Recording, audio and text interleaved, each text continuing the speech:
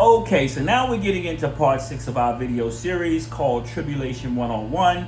Go back and watch the first 5 parts if this is something that's, interesting to you. The goal of this video series is that we make better choices towards ultimately making the best choice as it relates to these end times, okay? And so in this particular video, we're going to talk about the various dimensions, and we're going to prove or attempt to prove that the highest dimension must exist if all these other dimensions do in fact exist, okay? And so the second point of this video is that you don't accept some funky ass lower dimension, okay? This is probably gonna be the only time you hear me cuss in these videos, but I'm gonna say it like I said it, that you don't accept some funky ass lower dimensional reality, okay, and that you don't give up the higher for the lower or the better for the worse, so to speak, okay? Now, we went to, me and the family, we went to a place called Otherworld in Philadelphia. And in Otherworld, you have these, what I would call fourth dimensional creations, where people have either seen something in their consciousness, or maybe they traveled somewhere in their consciousness, and they bought those realities back, and they created this place called Otherworld, okay? And what I want you to do, if you're in Philadelphia, it's very easy. You can just go over to Otherworld, and you'll get a picture of how some of these dimensions look. And even though, we see these dimensions in the movies, and they look impressive, and they impress us for a moment, I want you to extrapolate over time what it would be like to be somewhere where there's limited color, where there's, a limitation in terms of what you can smell, what you can taste, what you can experience, where there's, limited amount of creatures, but they're weird things walking around and roaming around. And I want you to imagine that if you were, just by the right of the fact that you existed in these places, then you would have to, find a way to make the best of it, okay? So you're making the best out of the place where you live. Whereas in the place that we live, we call it the third dimension. In making the best out of where we live, we have a whole lot of options because we have a whole lot to choose from, okay? And so it is with that understanding that we're going to get into what we're going to talk about today. I've drawn this diamond. There's a little light that's on the ceiling that's kind of shining on the board, but if you see this diamond is a model of reality.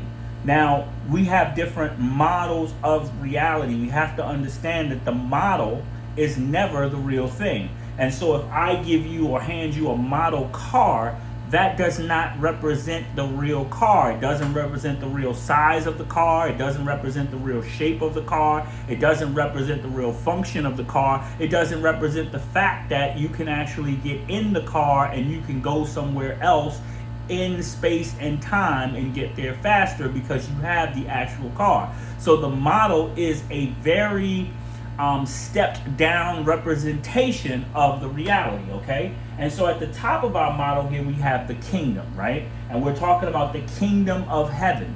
Then we have higher dimensions. Some of these higher dimensions are so beautiful and so wonderful that it would actually fool you into thinking that you're in the kingdom, okay?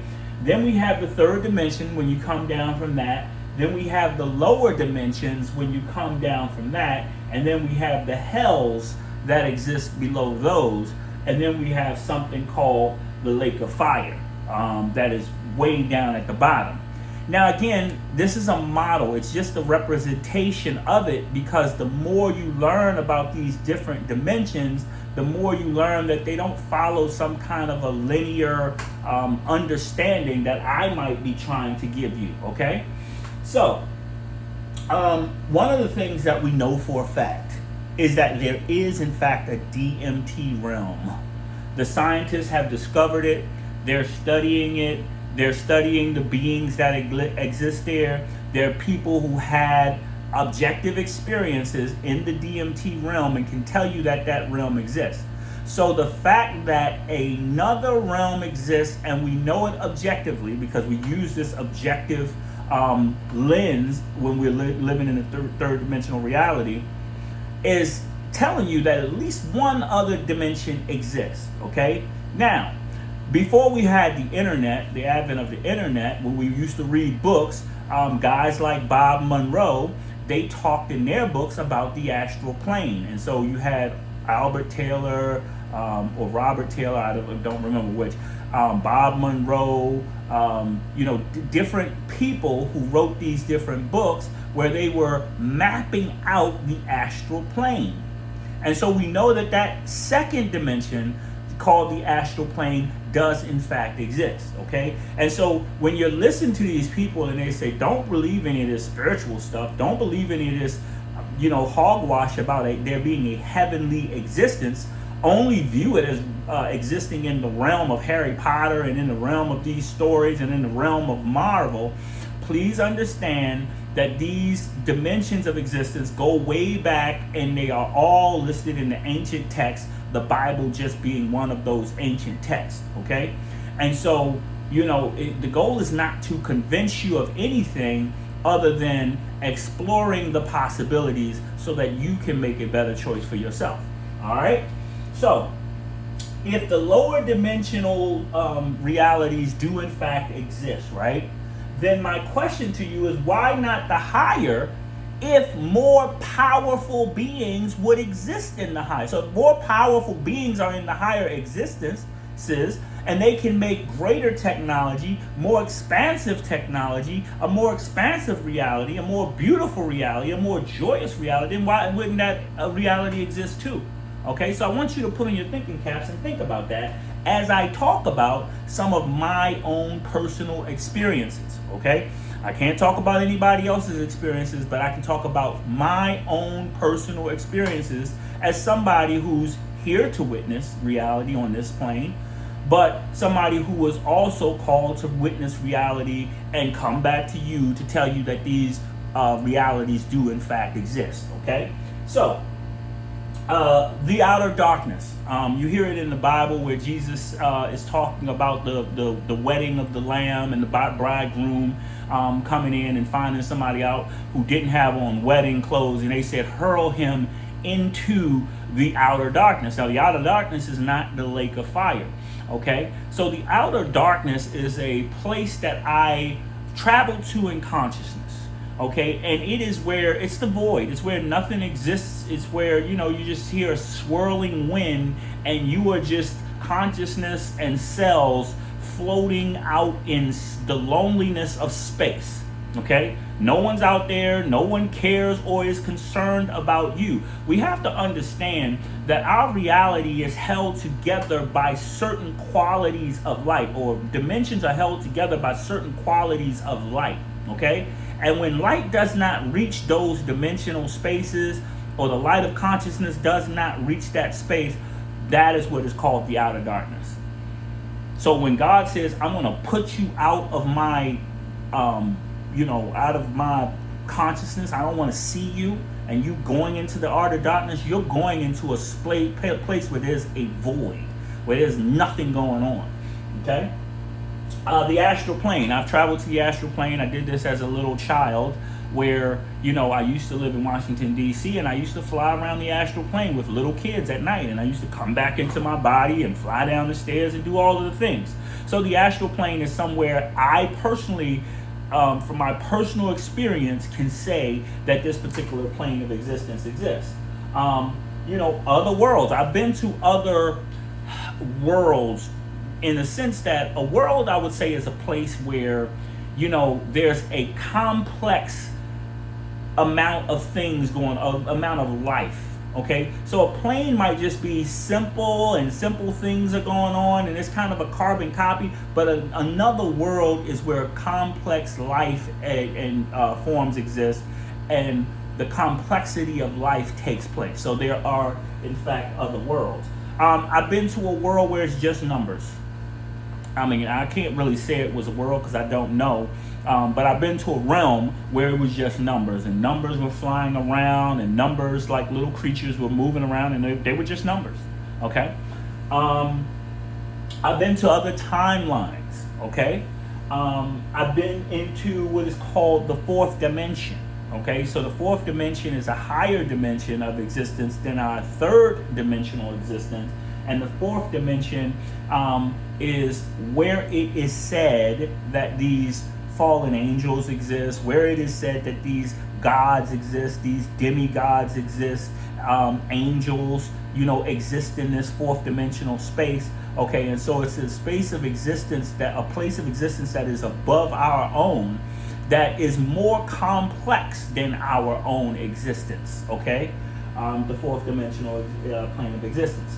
I've seen angelic consciousnesses, and I've seen through the eyes of the angelic consciousness, meaning I felt the how it is to be an angelic consciousness, and how it is to have that level of power and that expanded consciousness or expanded mind. Okay, it's different. Okay, now higher worlds. I've seen higher worlds. Okay, now this is not the highest, the kingdom of heaven, so to speak, but there are in fact higher worlds. I do think that I saw the walls of the kingdom of heaven, which were frighteningly large. Okay, but I've seen higher worlds where it is just scary, because you're thinking like, take the largest building that we have, and then imagine something as 100 times as massive as that. And so in your mind, you're wondering, like, who lives there? Like, what, you know what I mean? Who built that? And so it's mind boggling to somebody who has a third dimensional consciousness, just like this reality would be mind boggling to a lower consciousness. Or if you just take a consciousness that was here 100 years ago, this reality would be mind boggling. What we know, what we do, the fact that we use AI, it would blow their minds. Okay? And so you have to understand, if you take yourself out of the context, and we'll talk about that here, of our reality, then you can have a better consciousness, understanding of what's going on. Spaceships. I've seen spaceships. And then second dimensional reality, okay? Second dimensional reality exists below this dimension of reality. And when you travel into the second dimension, you realize that just how much of a blessing it is to be in the third dimension, okay? And to have the benefit of space and time. Because imagine if your life was a series of moments that are pages, and you had to turn each moment. So each moment is a page that has to be turned, and it's a separate moment for every instance of your life. And then imagine that you can see into the third dimension, so you can see that you have this body, and you can see that this body has all of these functions, you know what I mean? So your blood is moving, your consciousness is going, and you're visualizing, you're seeing this, but you're like, how is all of this happening? And I really have no control over it. And so it's a sobering reality to really understand that something else is motivating, moving your existence forward, and you really don't understand what it is, right? Because if you think about it right now, you're not controlling your breathing, you just breathe. You're not controlling your sight, you just see. You're not controlling the battery that wakes you up every day and motivates and moves your body. You just wake up every day and you begin to move, okay? And so what we're told is that a higher intelligence that we call God lends us some of his spirit or his pneuma or his breath, and that is what motivates and that is what moves you. But if you were in the second dimension, you would realize that instantly you have zero control. And so there is no my body, my choice, because it's not really your body. And you would come to an immediate realization that it's not your body, And you will be so thankful that whatever that is wakes you up every day, motivates your body, and allows you to move through life. And all that consciousness is telling you is that if you follow the rules that I created for this existence, you would have a more successful life and less of the pain and anguish and turmoil and all the crap that you go through.